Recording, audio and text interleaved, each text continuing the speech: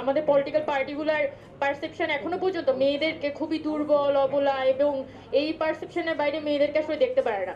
প্রথমত নির্বাচন নিয়ে আমাদের আমরা যেহেতু এই শেখ হাসিনা আমলেই মানে শিশু থেকে কিশোর হয়েছি, কিশোর থেকে এখন যুবতী মানে তরুণ হয়ে গেছি।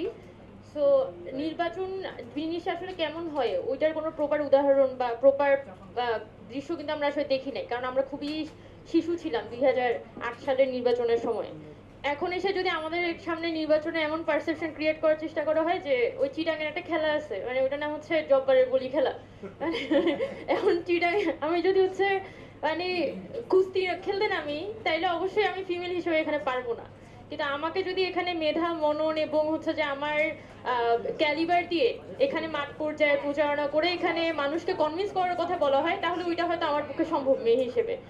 তো ইট ডিপেন্ডস যে আপনি আসলে নির্বাচনকে কিভাবে করে রিপ্রেজেন্ট করতে চান। এটাকে কি আপনি মানে যারা যোগ্য তাদের একটা ফিজিক্যাল রিপ্রেজেন্টেশন ইন দা মানে আমাদের ইয়েতে সংসদে এই হিসাবে দেখছেন, নাকি এটা হচ্ছে কুস্তির মানে কাবাডি খেলার পরে হচ্ছে যে জিতে চলে আসে বাহুবলীর মতো সে হচ্ছে গিয়ে সংসদে রিপ্রেজেন্ট করবে, এভাবে দেখছেন?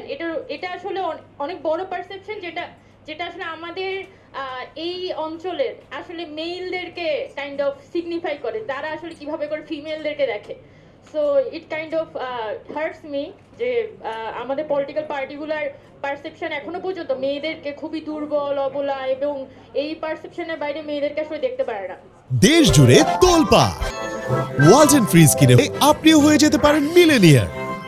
সো এই জুলাই আগস্টের যে অভ্যুত্থান, এখানে যদি মেয়েদের পার্টিসিপেশনগুলো দেখি, যে এই পুরো প্রসেসটা এতটাই স্বতঃস্ফূর্ত ছিল। আমাদের যে হাউস ওয়াইফ যাদেরকে আমরা বলি, আমাদের আম্মারা, যাদেরকে আমরা কখনো ভাবতে পারি না যে তাদের পলিটিক্যাল কোনো চিন্তা থাকতে পারে, ওই মানুষগুলা কিন্তু বাসা থেকে নাস্তা বানিয়ে তারা কিন্তু রাস্তায় নেমেছেন, পানি নিয়ে রাস্তায় নেমেছেন, নাস্তা বিলিয়েছেন, বা উনি হয়তো গুলিটা খান নাই, উনি হয়তো নাস্তা বিতরণ করে বাসায় চলে গেছেন, কিন্তু ওই ওনার মধ্যে অনুভূতিটা ছিল।